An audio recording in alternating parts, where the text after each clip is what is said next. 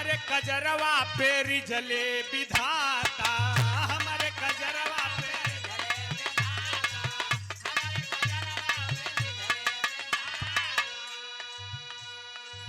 कजरा पे हमारे कजराई हमारा भोले बाबा को भाता।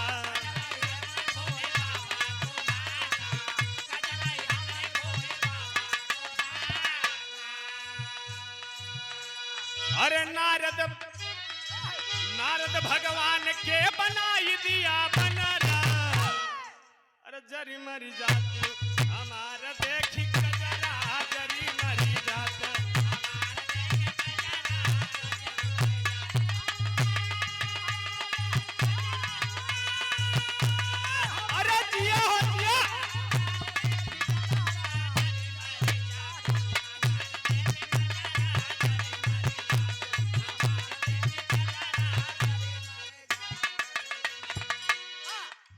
बाबू। इन निर्गुणी भाव में लोग बहुत घुस गए। हमने कहा कुछ ऐसा भी गीत होना चाहिए कि कुछ नया रूप दिया जाए। और ये तो बहुत दिन से चलावत हमारे आजा बाबा तक लई के चला आए नहीं, यहाँ तक कुछ बदलाव के चाहिए।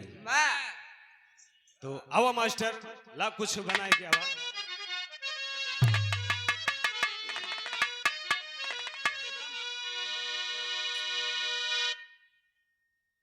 सारे सिकवे किले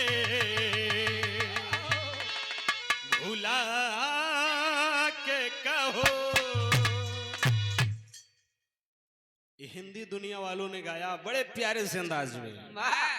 हाँ सारे सिकवे किले भुला के कहो, सारे सिकवे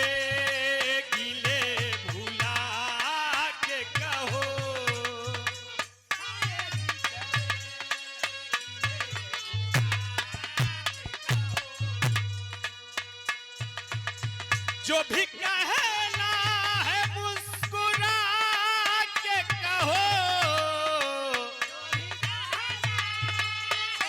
मुस्कुरा के कहो, जो भी कहना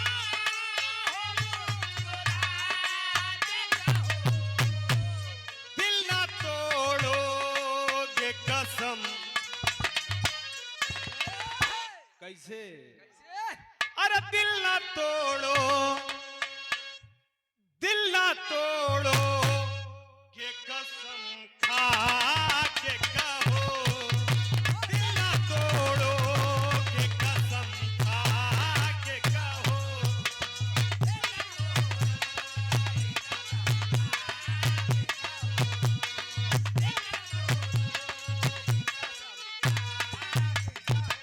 एक लाइन और कहना है। क्या जिए हम तेरे जमाने में, क्या जिए हम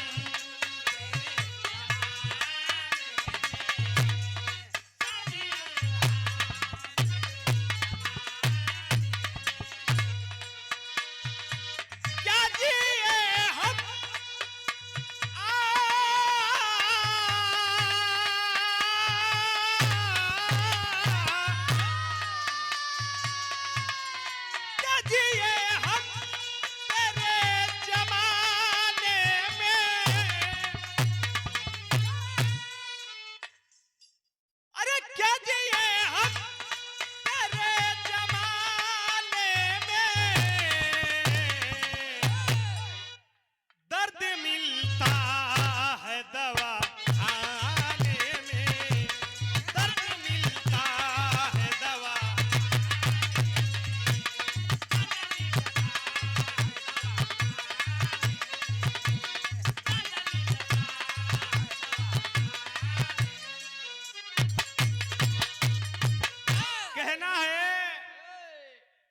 कि बड़ी रंगीन चीज सुले की मिली।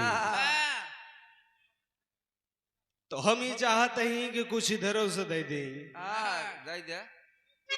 कहना है इश्क का गोला बना के जाम पे फेंका करूं, अरे इश्क का गोला बना के जाम तक फेंका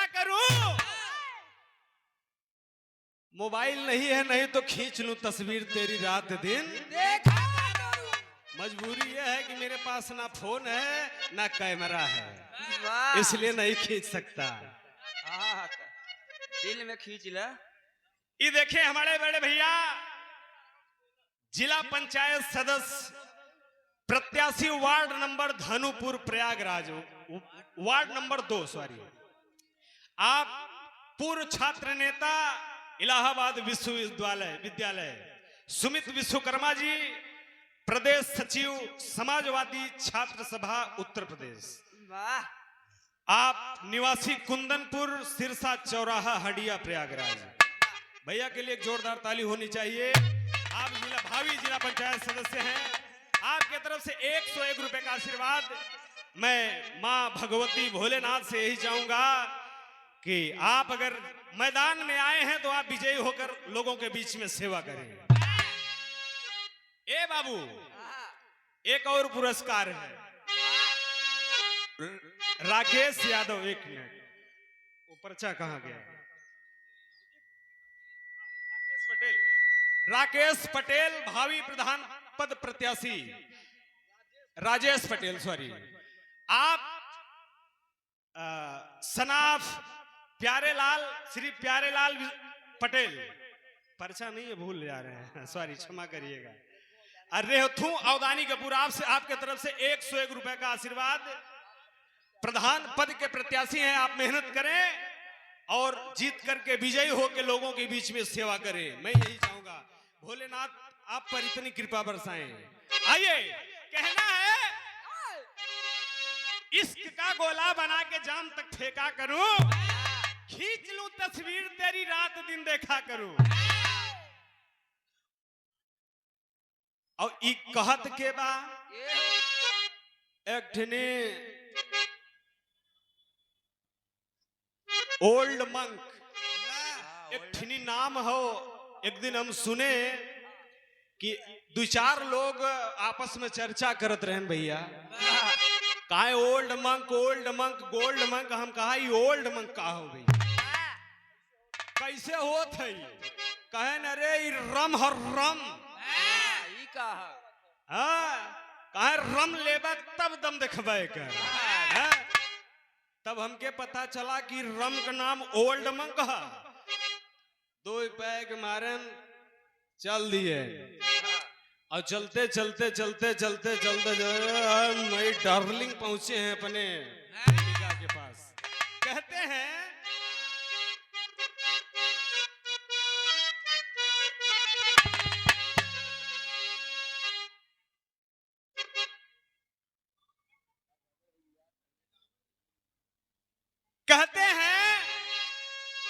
मैं तेरी आंखों से छलका शराब पीता हूं। देखा जब 2 पैक अंदर गई बा तो 2 पैक बोलत बा। कहन मैं तेरी आंखों से छलकी शराब पीता हूं, गरीब जरूर हूं मगर महंगी शराब पीता हूं।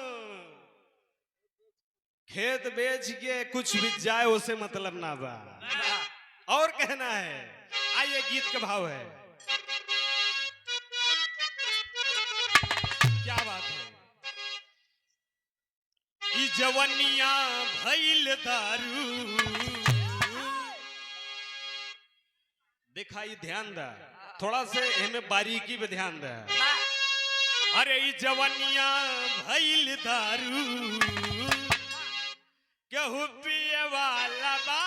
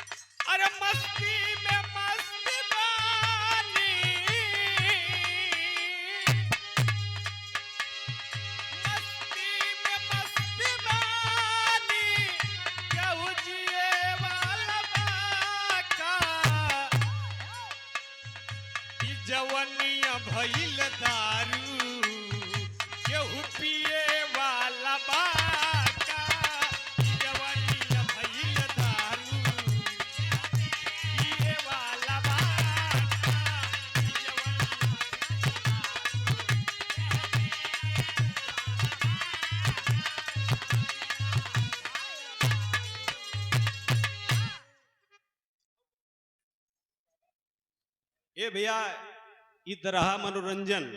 वाह अब आवे गीत पे आवे और गीत के साथ साथ मनोरंजन चलता रहेगा। आइए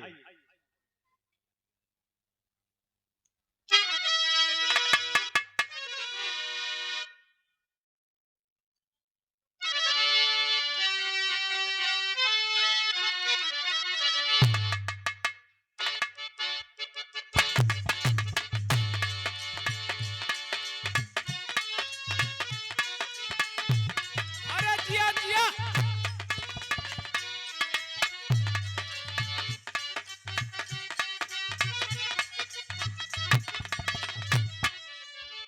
गीत के पहले एक छोटी सी तर्ज बा। अरे कमरिया के पतरी हो कमरिया के पतरी बलमा हमार हो कमरिया के पतरी।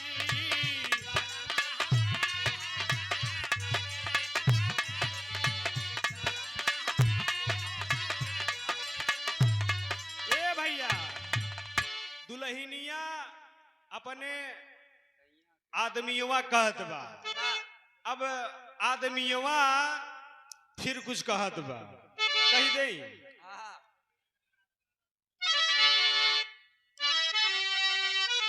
अब गीत पे आओ सीधे सीधे। अरे समय हसावेला हो समय रोआवेला समय के बात चाहिए जवन करावेला।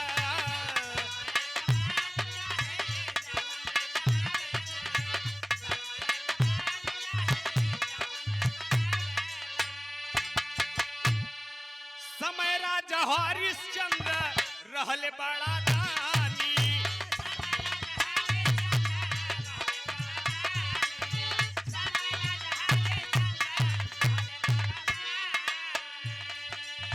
तीनों जन बीके।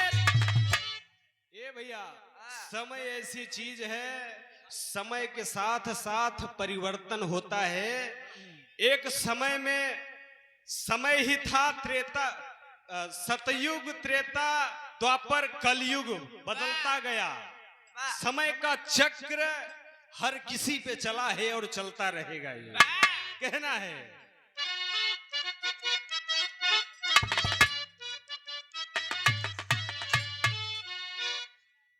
अरे तीनों जन बीके जाई काशी राजधानी। तीनों जन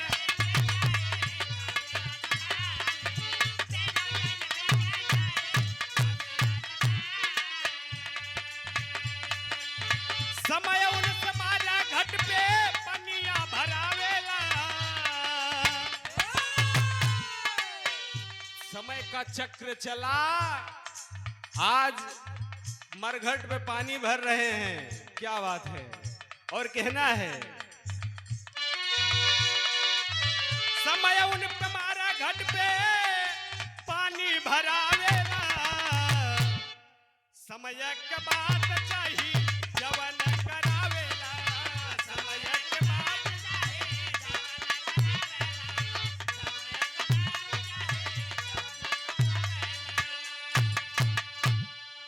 और चलते हैं इधर त्रेता युग में। समय वीर लक्ष्मण जी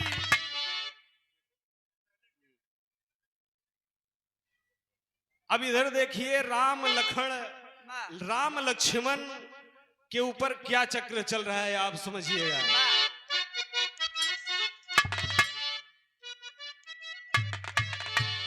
समय वीर लक्ष्मण रहले शेषावतारी।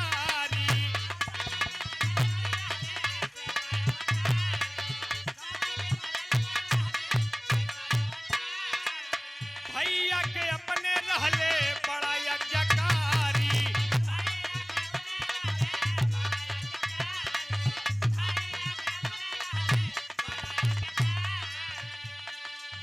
समय उनके सीनावा पे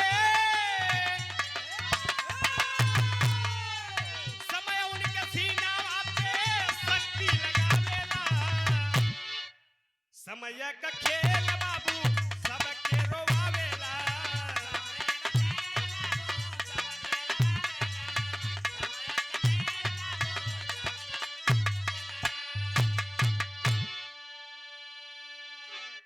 देखें बड़ा सुंदर पुरस्कार वाह आशीर्वाद श्याम कुमारी बदलापुर से, अरे वाह डॉक्टर दयाराम की सिस्टर, क्या बात है। और ज्ञानचंद, गुलाब, रामचंद्र, विनोद, राजू, शिव कुमार, मनोज, अशोक, आसाराम जी, आप सभी साथियों की तरफ से 201 रुपए का आशीर्वाद। मैं सभी साथियों को प्रणाम करना चाहूंगा और गीत के लाइन में फिर कहना है, आज समय का चक्र है बाबू, जो कि शेषावतारी लक्ष्मण जी, आज उनको बाण लगा है तो वो भी आज धरती पर मूर्छित होकर गिरे हैं। और आगे फिर कहना है,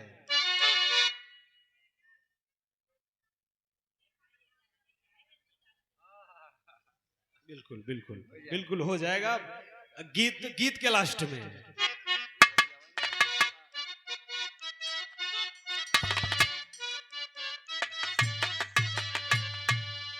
हाँ देखा समय के चक्र देखा, आगे बढ़े आइल बा, कहाँ आइल बा भैया।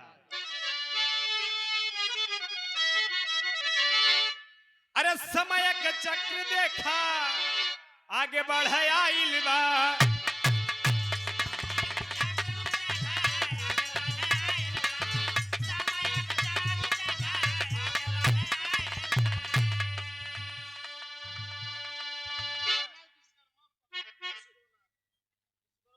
ये देखें बड़ा सुंदर आशीर्वाद विश्वनाथ विश्वकर्मा उपरदहा की पावन धरती से 101 रुपए का आशीर्वाद। मैं बाबूजी के चरणों में प्रणाम करता हूं और इसी प्रकार से अपना आशीर्वाद बनाए रहे, यही उम्मीद रखता हूं।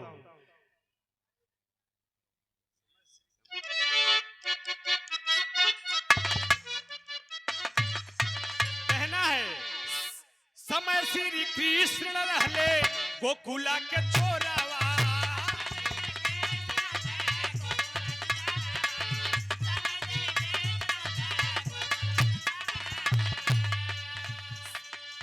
सखियन के तंग करे होत बाड़े भोरावा,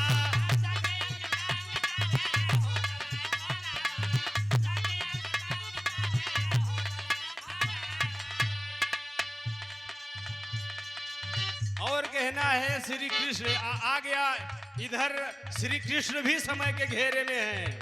कहना है,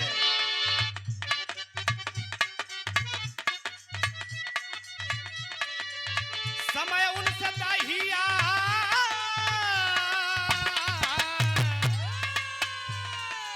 समय उनसे दाहिया खूब चुरावेला। कहना है, अरे समय के बाद चाहिए जवन करावेला,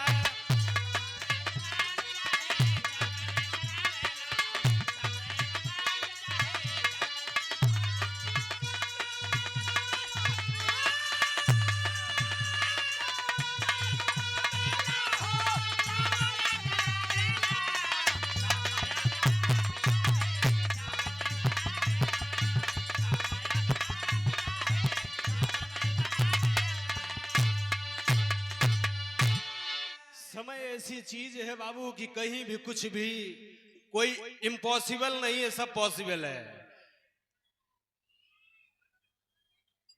ये देखें बड़ा सुंदर आशीर्वाद आप आदरणीय मनोज कुमार विश्वकर्मा मास्टर साहब अध्यापक जी, आपके तरफ से 100 रुपए का आशीर्वाद।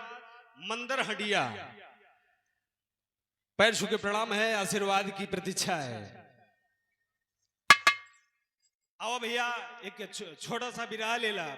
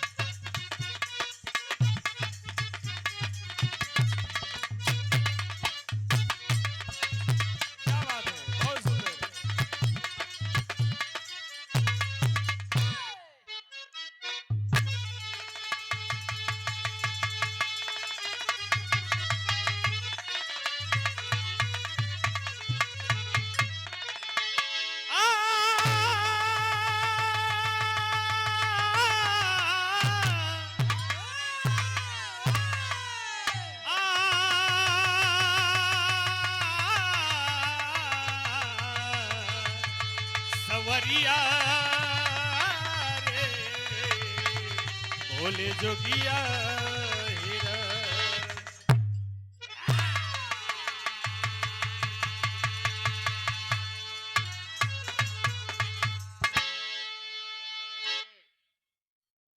आइए 4 लाइन का भूमिका है। अच्छा, थोड़ा सा समय दे दीजिए, छोटी सी गीत है, इसके बाद में मैं जरूर सुनाऊंगा। हाँ, माहौल है बिरहा का, तो मैं बिरहा देने के बाद में गारी जरूर गाऊंगा।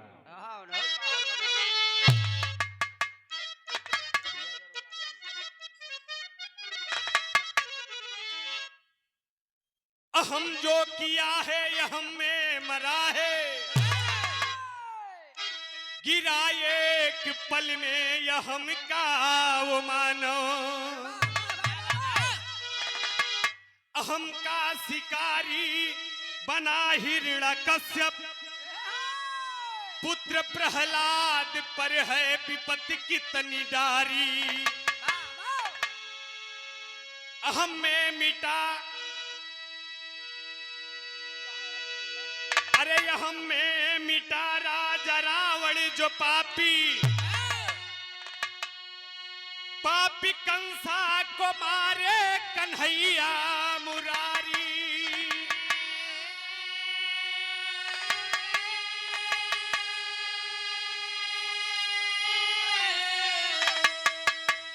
खुद यह में हुए राम रघुराई जी, जग विजेता हुआ मैं, पूजो बाह मेरी।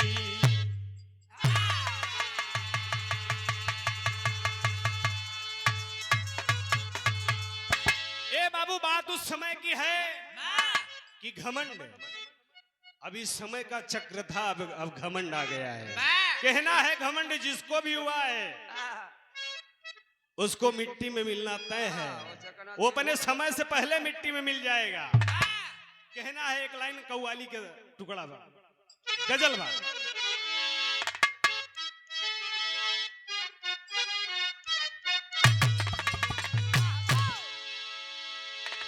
अरे काबे में तेरा जलवा,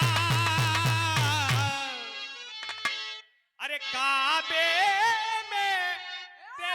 जलवा,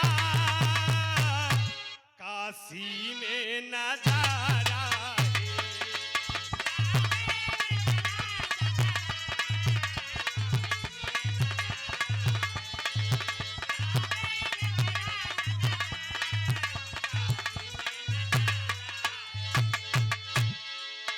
काबे में तेरा जलवा,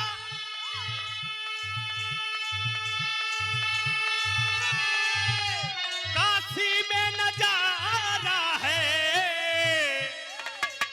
अरे ये भी हमें, अरे ये भी हमें प्यारा है, वो भी हमें प्यारा है, ये भी हमें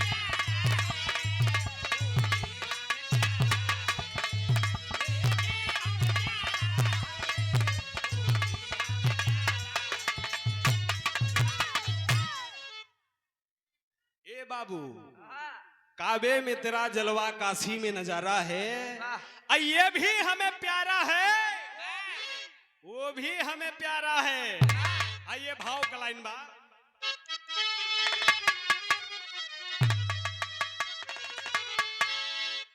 अरे करिता, गीत का लाइन कितनी सुंदर बा, ध्यान देवे की जरूरत है।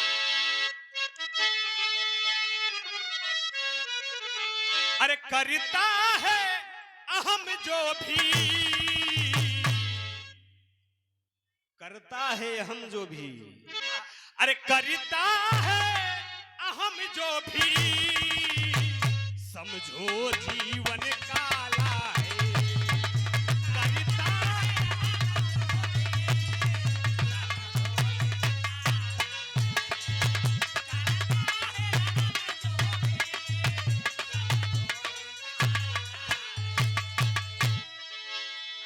करता है हम जो भी,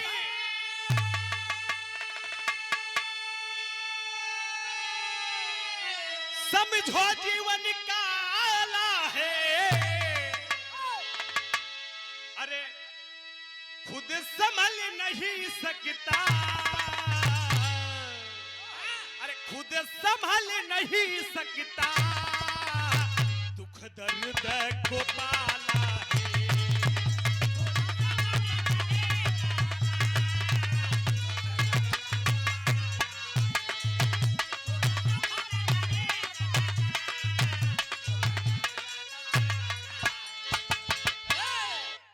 जो भी हम किया है वो उसका परिणाम उसको मिला है। ज्यादा कुछ बोलने की जरूरत नहीं भैया, वो का उठा दे।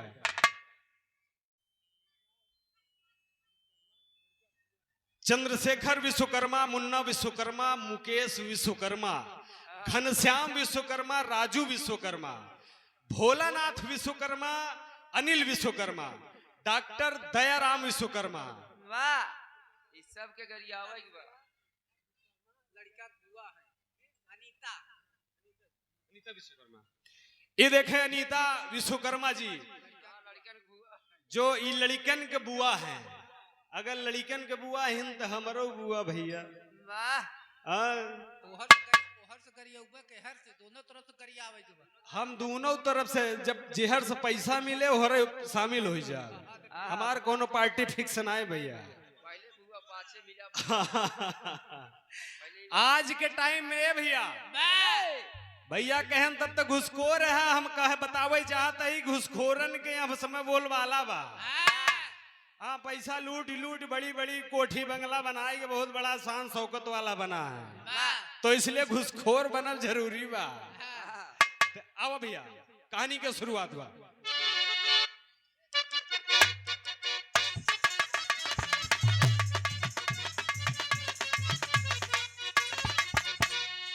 लड़ाई करके लौटे लंका से भगवान सुनो, लड़ाई करके लौटे लंका से भगवान सुनो, समाया उनके दिल में ये कयब गुमान सुनो।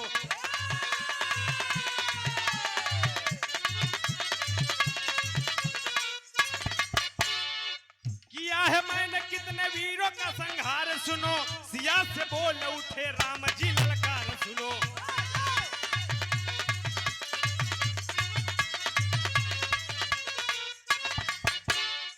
पूजो बाह मेरी मेरे जैसा वीर कहा, पूजो बाह मेरी मेरे जैसा वीर कहा, पड़ी है सोच में धिया दीन को धीर कहा।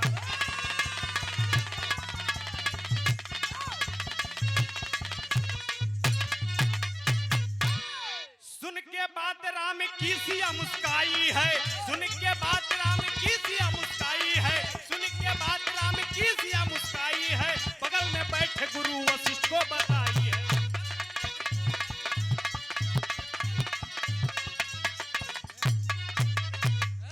ये भैया बात के समझ ला, कहानी एकदम शीशा की तरह झलकत रही। बात उस समय की है, लड़ाई करके लौटे हैं दशकंधर। रावण को मारने के बाद में, सारी सेना को मारने के बाद रावण के साथ लड़ाई के दौरान वापस आते हैं भगवान मर्यादा पुरुषोत्तम श्री रामचंद्र जी। जब आते हैं तो उनके मन में घमंड हो जाता है, और घमंड जब हो जाता है तो मां सीता को कहते हैं, सीते अब इस दुनिया में मुझसे बड़ा वीर कोई नहीं है। अब मेरी बाह पूजना पड़ेगा तुम्हें। जब सीता इतनी बात सुनी तो उनके मन में एक अजीब सी बात उत्पन्न होती है कि ये मेरे प्रभु हैं, इनको घमंड हो गया है, ये कैसी बात कर रहे हैं। गुरु वशिष्ठ जी के पास जाकर के सीता जी बताती हैं कि गुरुदेव, इनको मैं इनकी बाह तब तक नहीं पूजूंगी जब तक ये मेरी एक बात मानेंगे नहीं। कहा है भैया अब का बात?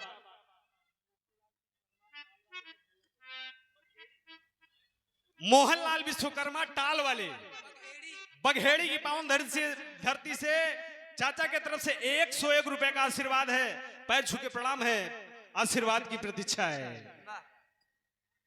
कहानी की आगे आगे लेके चलना है, कहना है। तो माँ सीता, एक मिनट, माँ सीता गुरु वशिष्ठ जी से बताती हैं कि गुरुदेव,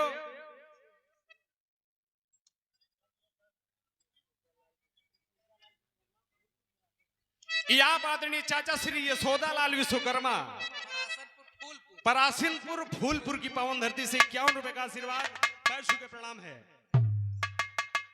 माँ सीता कहती हैं कि इनको अगर इतना घमंड है तो एक लड़का है उससे लड़ाई करना पड़ेगा, इनकी मैं बात पूछूंगी, मगर इनको एक लड़ाई और करना है।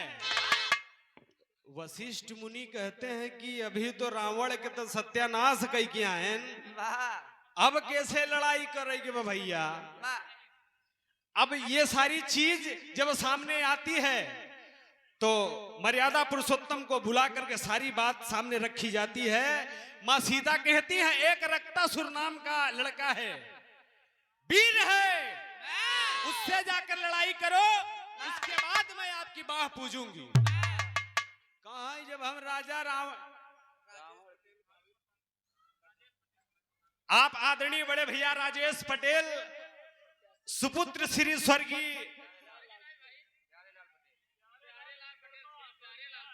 सॉरी भैया सॉरी, ऐसा पर्चा हेराई गया बाटे, डिस्टर्ब हो जाए, कहानी कहूं और चलत हुआ, सॉरी क्षमा चाहेंगे। होता है, मैंने कहा कि ज्यादा बोलने वाला कहीं ना कहीं अटक जाएगा, चलने वाला थक जाएगा, इसलिए माफी चाहूंगा।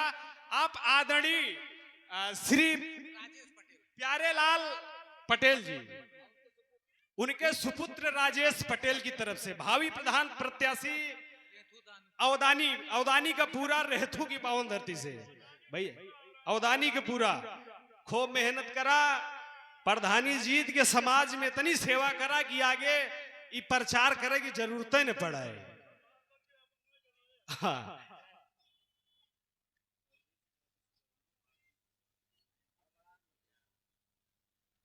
अवधेश कुमार विश्वकर्मा किसान यूनियन अध्यक्ष भदोही की पावन धरती से 51 रुपए का आशीर्वाद, पांव छू के प्रणाम है, आशीर्वाद की प्रतीक्षा है।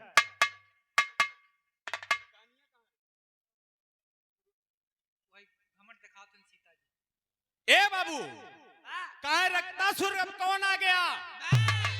कहा आपके घमंड बना तो रक्तासुर के है ओकर हम पता बतावत ही जा पहले उसे विजय प्राप्त कई गावा, ओकरे बाद हम तोहार वहां पूजब। कहन तू स्वामी है हमार, तोहका इतना घमंड बा, तोहका इतना घमंड ना हो चाहे।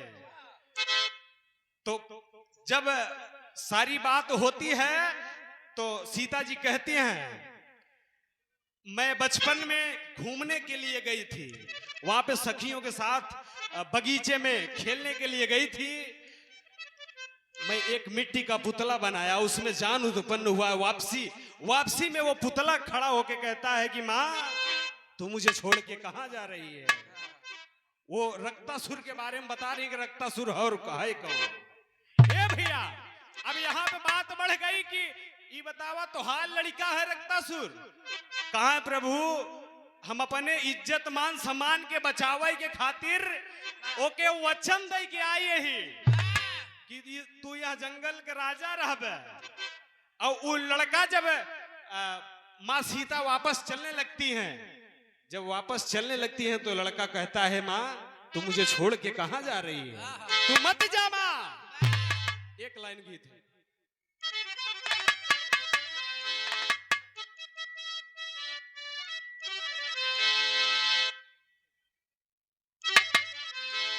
अरे तू कितनी अच्छी है।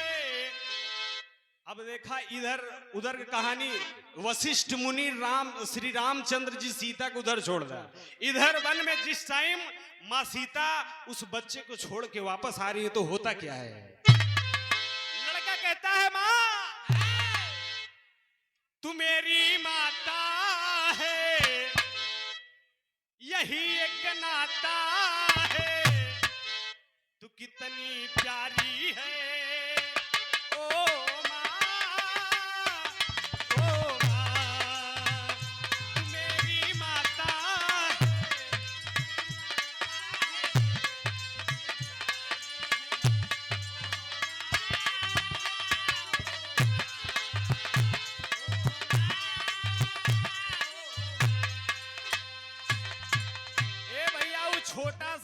रक्तासुर, कहा तो माई तू हमके छोड़ के जात हूँ, हमके यहाँ जितना जीव जंतु जानवर है 1 मिनट लागे खाई के हजम कर दे। और कहता है लड़का, कहता है कैसे,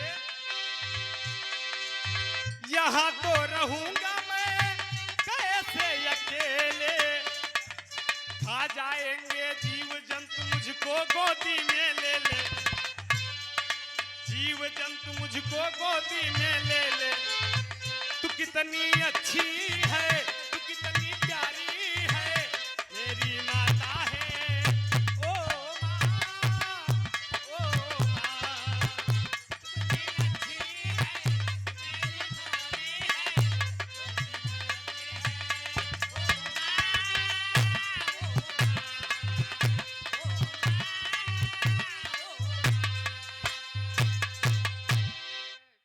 ये देखें बड़ा सुंदर पुरस्कार राजेश पटेल जी, सनाब श्री प्यारेलाल पटेल, भावी ग्राम प्रधान प्रत्याशी ग्राम रेहथू औदानी का पूरा प्रयागराज, आपके तरफ से 101 रुपए का आशीर्वाद। मां भगवती आपकी मेहनत में 4 चांद लगाए। ये देखें बड़ा सुंदर आशीर्वाद प्रवीण के सुपुत्र युवराज, आपके तरफ से बहुत बहुत माया का आशीर्वाद। मैं चाहूंगा कि मां बच्चे को इतनी सद्बुद्धि दे, इतना ज्ञान दे कि अपने माँ बाप का नाम रोशन करे, अपने समाज गांव देश का नाम रोशन करे। और कहना है, जब वो माँ सीता माँ निकलने लगती हैं तो लड़का इस तरीके से कहता है तो माँ बिल्कुल नर्वस हो जाती है, कहती हैं रे बाप रे बाप, अगर मैं इसको लेके भी जाती हूं तो भी बुराई है, इसको छोड़ दूं तो भी बुराई है। तो फिर आगे कहना है, अरे रक्तवीर सुर नाम रखा, जा तुझको आशीर्वाद दिया, कोटाक्ष विपिन उत्तर में बसो, है मैंने तुझे आबाद किया।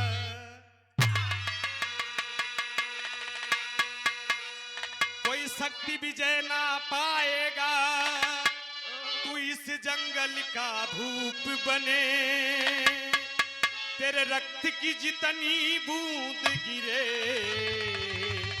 उतना तेरा सच्ची रूप बने।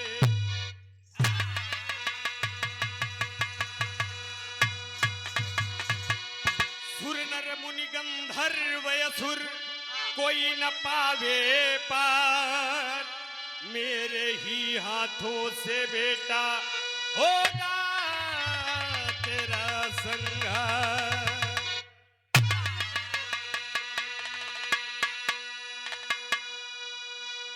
मां सीता वहां रक्तासुर को आशीर्वाद देती हैं कि जाओ तुम कोटाक्ष के विपिन उत्तर में बसोगे और तुम्हें कोई मारने वाला पैदा नहीं होगा इस धरती पर। और लास्ट में जाते जाते ये भी कह जाती हैं कि अगर बेटा तुम्हारा अंत होगा तो मेरे ही हाथों से होगा। इतना कह के मां घर के लिए वापस चली आती हैं। फिर आगे एक तर्ज है,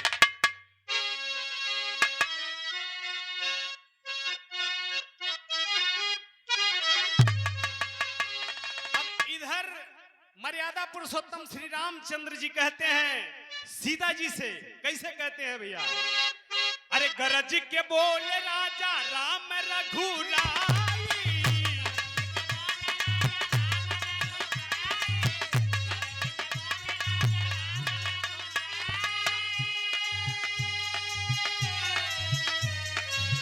गरज के बोले राजा राम रघुराई,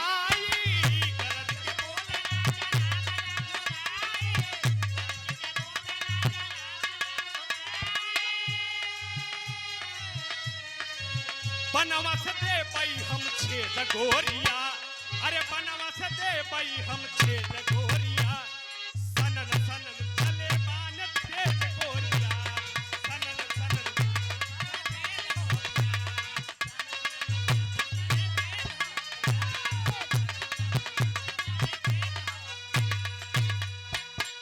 अरे हम क्या बतावा कहा यो करे ठीक कन्हवा। मर्यादा पुरुषोत्तम श्री रामचंद्र जी कहते हैं, एकदम उबाल में आ जाते हैं, क्रोध में कहते हैं, सीते तुम पता बताओ, मैं अभी उसका धड़ काट के तुम्हारे कदमों में डाल दूंगा। हमके बतावा कहाँ यो कर ठिकानावा।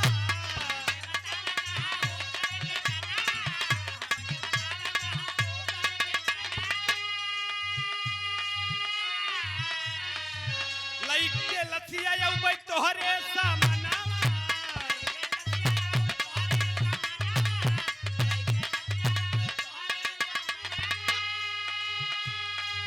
तोहके देबै हम भेट गोरिया, तोहके देबै हम भेट गोरिया, सनन सन चले बान तेज गोरिया, सनन सन।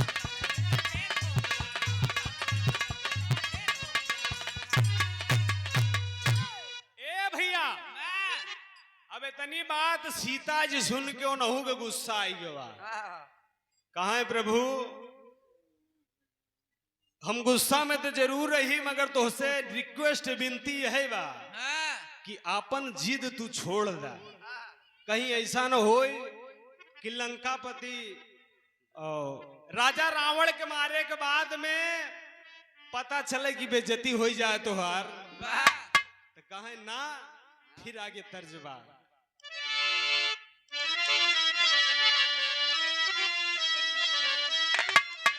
ये हमारे बुजुर्गों की गीत है, पुरानी गीत है, बहुत ही प्यारी गीत है। अरे टंगिया में टंगिया फसवली न हो, अरे न नदी भौजैया।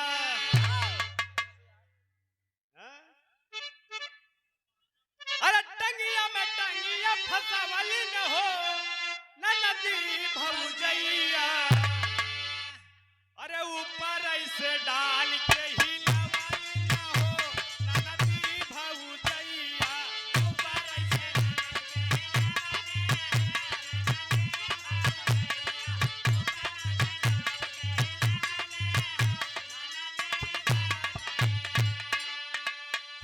तर्ज रही, आवा भाव पे आवा। अरे सीता का है राम के समानावा हो, करई जाया जिल्लड़नावा। सीता का है राम के समानावा हो,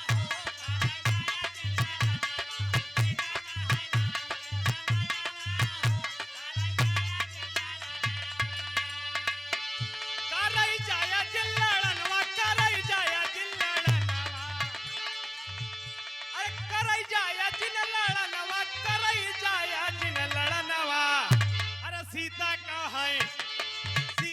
है राम के समानावा हो, करई जाया जिल्लड़नावा।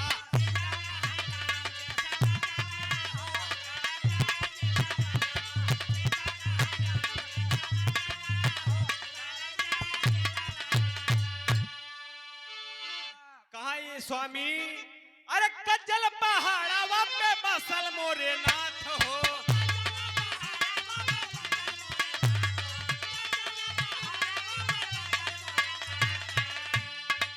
कहना में जाबै हम सेना हमारे साथ हो।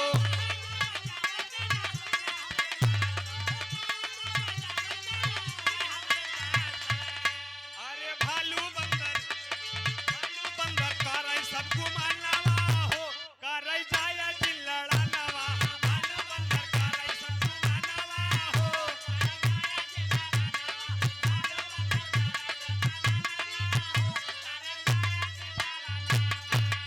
ए भैया, इधर पता पूछते हैं सारी सेना को लेकर कज्जल पहाड़ पे मर्यादा पुरुषोत्तम रामचंद्र जी सारे लोगों के साथ में कज्जल पहाड़ पे पहुंच जाते हैं। पहुंचते हैं तो वहां होता क्या है, ये देखे हमारे बीच में बैठे बाबा जी, आप मुकुटधारी फ्लो डीजे, आपका भी चैनल है मुकुटधारी फ्लो डीजे, एक चैनल दूसरा वाला क्या है, मुकुटधारी म्यूजिक, आपका 2 चैनल है। मैं चाहूंगा कि ये सारी चीजें, जितना प्रोग्राम चल रहा है, अन्यथा और सारे प्रोग्राम को देखने के लिए मुकुटधारी फ्लो डीजे सर्च करें, मुकुटधारी म्यूजिक सर्च करें, आपको सारी गीत सुनने को मिलेंगी। और हमारे जितने यूट्यूबर साथी यहाँ पे आए हुए हैं, मैं सभी का दिल से धन्यवाद करता हूँ। और बढ़िया से बनाए के अपन अपन बाजार बनाए रहा। आपके तरफ से 51 रुपए का आशीर्वाद, बहुत बहुत धन्यवाद। आवा कहानी पे। ए भैया, इधर कज्जल पहाड़ पे पहुंचते हैं तो होता क्या है,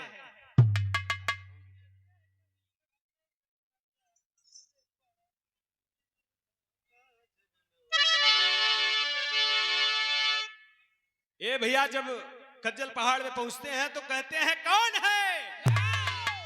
अरे कहाँ है रक्तासुर? कौन है? कौन है? हल्ला मचाते हैं, भालू बंदर पूरी सेना पहुंच गई है। फौज रक्तासुर सो रहा है बाबू। सोते हुए आदमी पे एक तीर चलाए कौन? लक्ष्मण जी एक बाण मारते हैं। जब एक बाण मारते हैं तो बताया जाता है कि लक्ष्मण के बाणों में इतनी रफ्तार थी, इतनी स्पीड थी कि उनके बाण छूटने के बाद में पूरी धरती हिलने लगती थी। जब वो बाण जाता है रक्तासुर के झोपड़ी में,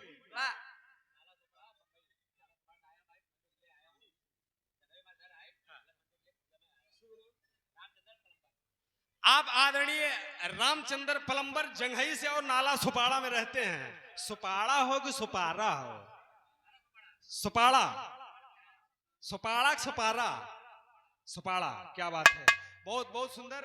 आपके तरफ से 51 रुपए का आशीर्वाद। ऐसा है ना कि ऐसा ऐसा नमो है कि कंफ्यूज हो जाए होता है ना। हाँ, कटहरा, सुपाड़ा और बहुत सारे हैं। और आइए ए बाबू, जब तीर लक्ष्मण की तीर जाके झोपड़ी में लगती है तो खड़बड़ा जाता है। रक्तासुर कहता है कौन आ गया? सोता हुआ आदमी जब उठेगा तो क्या करेगा उस टाइम, आप समझ सकते हैं। सोने के बाद उठता है आदमी तो उसके अंदर चिड़चिड़ाहट, कुछ न कुछ अलग सा मिजाज होता है उस टाइम। बाबू रक्तासुर जब उठा है तो कहता है कौन आ गया? कहां से हल्ला गुल्ला? ये क्या तमाशा है? ए भैया, इधर मर्यादा पुरुषोत्तम अपनी फौज लेकर खड़े हैं। निकल, निकल सारे। अरे रच के अपने देहाती में ले ले। निकल सारे, आज तोर के तनी पावर में देख ले।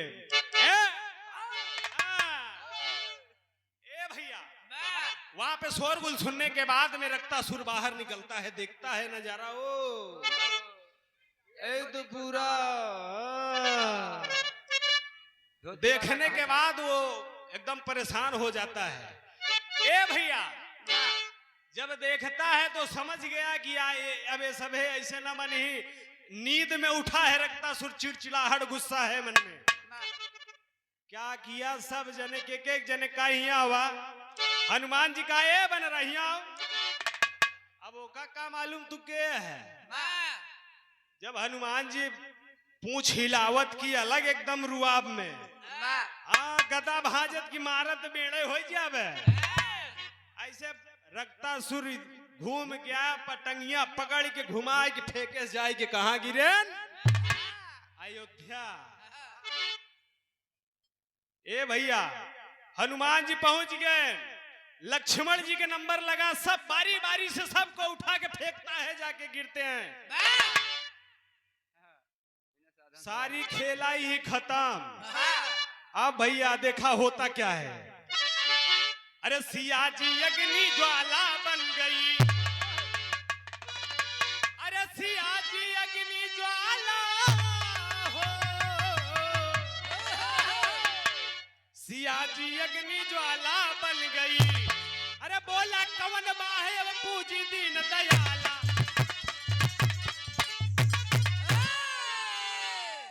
सिया जी अग्नि ज्वाला बन गई। बोला कवन बाहे पूजी दीन दयाला।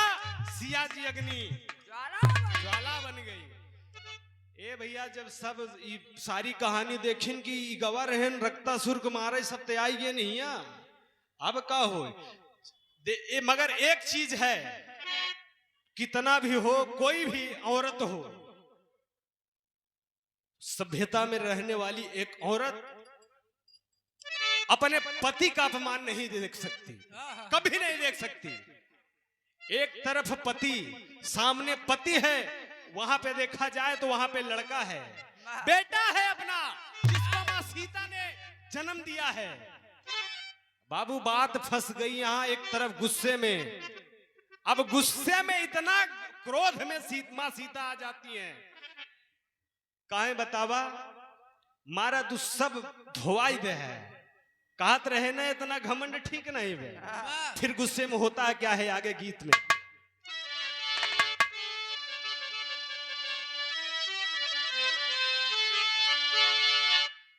मां सीता चल देती है कज्जल पहाड़ की ओर, क्रोध में भर गई, पति का अपमान नहीं सहना पसंद की, चल देती है कज्जल पहाड़ की ओर। और इतना क्रोध में है कि आज रक्तासुर का अंत होगा। जब वहां पहुंचती है कज्जल पहाड़ पे तो रक्तासुर देखता है कि यार कितने दिनों के बाद आज मेरी मां का दर्शन होता है। और देखने के बाद कहता है, एक लाइन गीत है,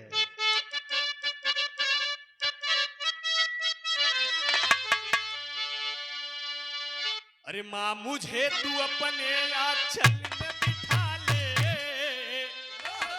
ए बाबू, कितने दिन के बाद आज एक लड़का अपनी मां को देखता है, दर्शन करता है। मां, मैं कितने दिनों से विचलित था, मैं कहीं तुझे नहीं पाया, आज तू चल के आई है मेरे पास। तो कहता है, अरे मां मुझे तू अपने आंचल में बिठा ले, गोदी में उठा ले, कि और मेरा कोई नहीं। मां मुझे तू अपने आंचल में बिठा ले, गोदी में उठा ले, कि और मेरा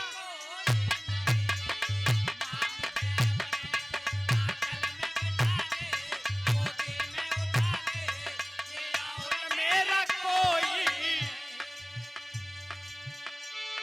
ए बाबू, ऐसा नजारा देखने के बाद बेटा रो रहा है, माँ माँ मुझे छूने दे, माँ मुझे अपने गोदी में उठा ले, माँ मैं कितने दिनों से तड़प रहा था, तू नहीं मिली मुझे, आज तू चल के आई है। माँ मुझे प्यार कर, माँ। कितने प्यार से रक्तासुर रो रहा है, कह रहा है, और इधर रक्तासुर बाबू रो रहा है। एक तरफ मां सीता क्रोध में भरी हुई अंगार की तरह खड़ी है, कहती है, रक्तासुर तू कितना बलवान हो गया है, तुझको कुछ पता है तूने किसको फेंका है? पहपट के भाव में कहना है,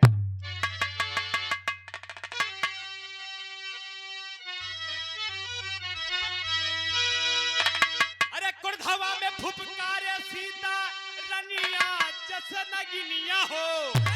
अरे हवा में फुफकारे सीता रनिया जस नगिनिया हो। अरे काली बनल बा हवा में बदनिया सीता रनिया हो।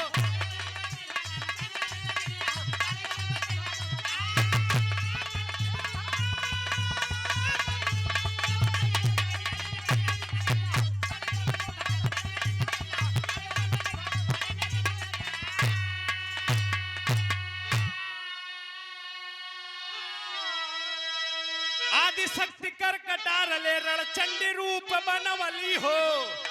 अरे काट शीश पे शीश जंग में खूब कोहराम मचवली हो। अरे कापे धरती अंबर सारी दुनिया सीता रनिया हो। काली भैल क्रोधवा में बदनिया सीता रनिया हो।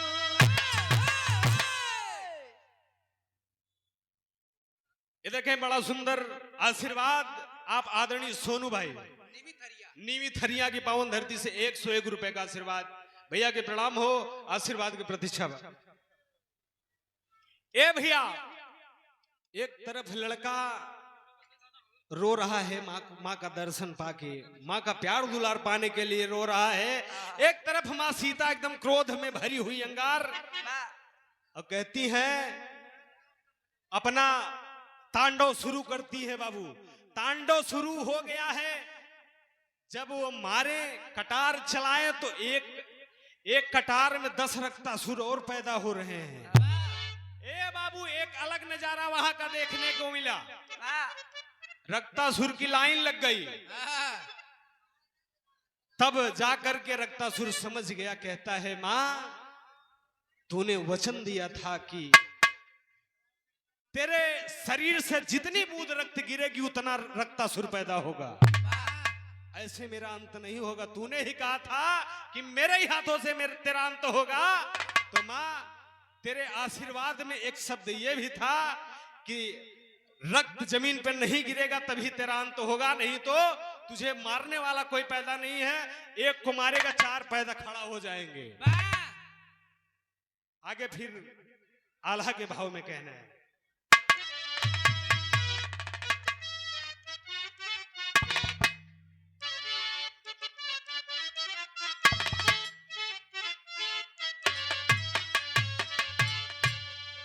अरे मारे की लकारी रण चंडी भवनिया ये भैया, मारे की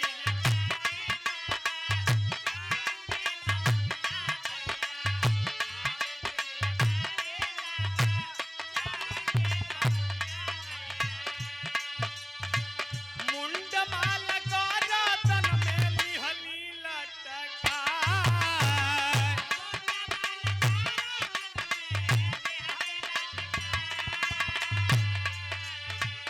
रोपी रोपी छापर में खुनवा पिएली बाबू।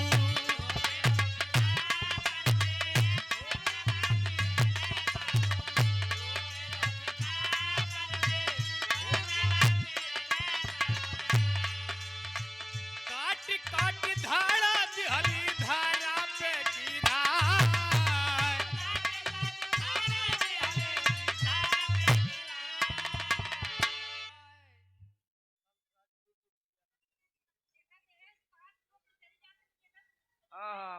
ए भैया हमारे बुआ हरिन से रिक्वेस्ट बा, निवेदन बा कि ज्यादा नहीं 5 मिनट और रुका बस। हाँ बिरहा एकदम लास्ट पॉइंट पे है और इसके बाद हम मन लगाए के गरी आओ। ना ना हम बुआ हरिन से रिक्वेस्ट करे, प्रार्थना करे हमार बुआ चाहिए ना। हाँ गाड़ी सुन के तब चाहिए। हाँ हाँ अरे बाप रे बाप ये तो बड़ा गड़बड़ बा। वो नहु सुन के तब चाहिए। हाँ आप रुकिए, हमारी तरफ से 5 मिनट और कहानी एकदम पॉइंट पे है। बंसराज भैया रेहथू औदानी के पूरा आप बीडीसी आपके तरफ से 101 रुपए का आशीर्वाद। क्या बात है। फिर लड़ाता है बहुत सुंदर। फिर लड़ता है, फिर मेहनत करा, फिर जीता। ऐसे खूब माहौल जमाए रहा। चलिए बहुत बहुत धन्यवाद। अरे छायल या धियरिया चमके नभ में बिजुरिया बाबू।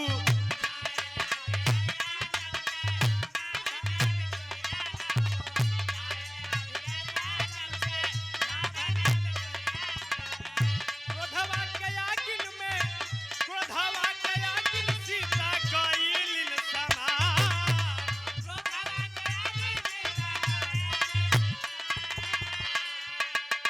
रक्तासुर लला नावा के कैलिन बधनवा बाबू।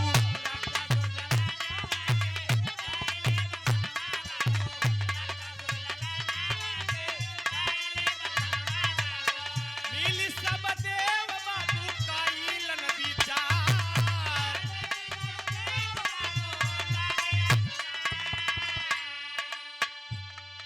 ए भैया कहानी के समझत चला। अब इधर रक्तासुर अपनी मां सीता जी से कहता है मां एक हाथ में खप्पर ले, एक हाथ में कटार, और ये रक्त धरती पर ना गिरने पाए। आज मुझे पता चल गया कि तेरा जो आशीर्वाद था, तेरा जो वचन था आज ये पूरा होगा मां। और आधार देता है, अपनी मां को याद दिलाता है। कटार और खप्पर लेकर के रक्तासुर का अंत करती है मां। तो उसके बाद होता क्या है।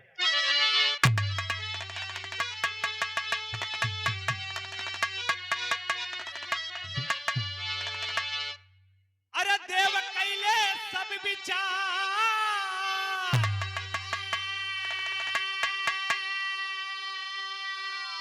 देव कैले सब विचार घबराई गईले। एकदम चढ़ी चढ़ा बे का मर्दवा। चढ़ा थी तो उतार देती।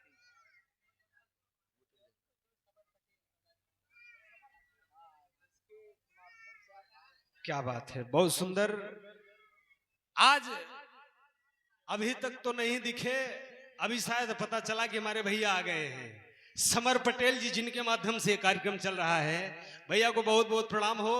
आपके तरफ से 501 रुपए का आशीर्वाद, और हमारे मुकुटधारी फ्लोर डीजे आपके तरफ से दोनों जने के बाद 501 रुपए में दोनों लोग हैं। बहुत बहुत प्रणाम हो, भैया को प्रणाम हो। और हम चाहेंगे कि कुछ समय दीजिए। अभी आए हैं, कुछ टाइम से बैठे हैं कि अभी आए हैं? अच्छा अच्छा, चलिए अच्छी बात है। तो आइए। अच्छा अच्छा, आइए गीत के लास्ट लाइन में कहना है।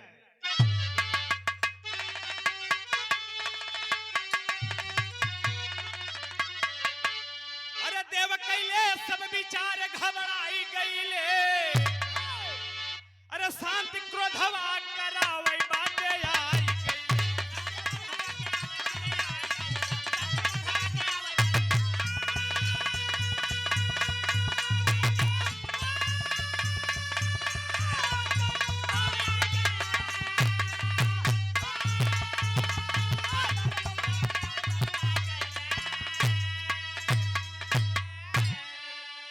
कौन आया है यहाँ पे? यहाँ पे शंकर भगवान की एंट्री होती है। देखिए इसमें भी शंकर भगवान आ रहे हैं, और शंकर जी आते हैं तो करते क्या हैं? सारे तीनों लोक के देवता आपस में विचार करके भेजा जाता है शंकर जी को कि हे मालिक, अब तो हई एक जरिया है जाय के ऐसन क्रोध के शांत करावा, नहीं ई हाहाकार मच जाई, बहुत बवाल हो जाई। भगवान आते हैं, जिस रास्ते से रक्तासुर का बधन करने के बाद मां सीता वापस आती है रणचंडी के रूप में, उसी रास्ते में तीनों लोक के मालिक त्रिलोकीनाथ आके रास्ते में लेट जाते हैं। गीत में कहना है, अरे आके प्रभु जी लेट गईले झट से जमीनिया, चंडिका के रूप बनल माई के बदनिया, अरे सिनवा पे पैरवा,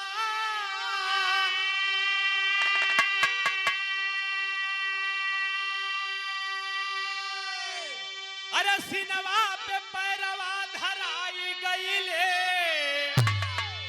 अरे शांत क्रोधवा करावै बदे आई गईले।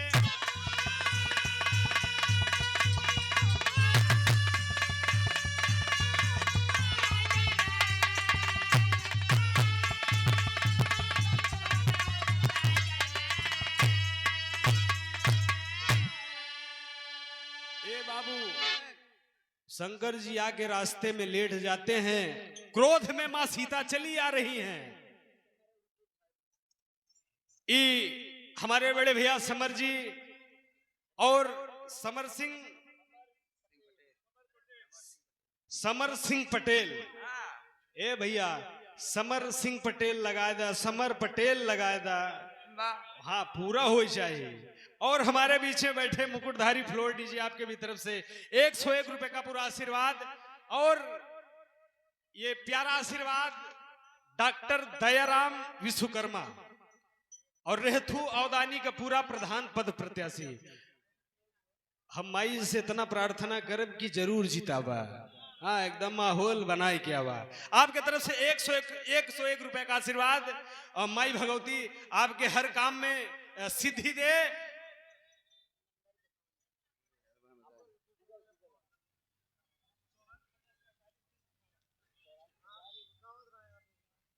ए बाबू, सारी स्थिति को देखते हुए शंकर भगवान को आना पड़ा। जब आगे रास्ते में लेट जाते हैं तो क्रोध में मां सीता चली आ रही है, और ध्यान नहीं दे करके जाकर शंकर जी के सीने पे पैर रख देती हैं। हाँ। जब सीने पे पैर पड़ता है तो देखती हैं, चकित हो जाती हैं कि ओह ये क्या हो गया। जैसा कि बताया गया उसी टाइम पे मां सीता का जीभ बाहर निकलती है, जैसा कि फोटो में चित्र में देखा जाता है। बड़ी सी जीभ निकाल के एकदम काली रूप धारण करके काली कलकत्ते वाली कहती हैं। उसी दिन उसी टाइम का ये दृश्य रहा, वही जाकर के कलकत्ते में काली का रूप धारण करती हैं। तो यहीं से हमारे गीत का समापन है और आगे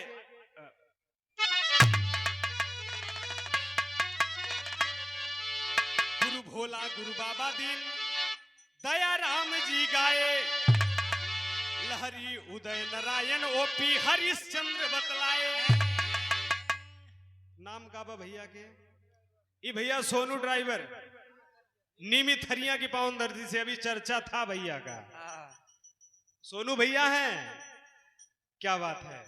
आपके तरफ से 101 रुपए ऑनलाइन ट्रांसफर किया गया है, आपको भी बहुत बहुत धन्यवाद। अरे सिया जी अग्नि ज्वाला बन गई, अरे गावे यादव कोमल, अरे गावे कोमल यादव वही उम्र बाबा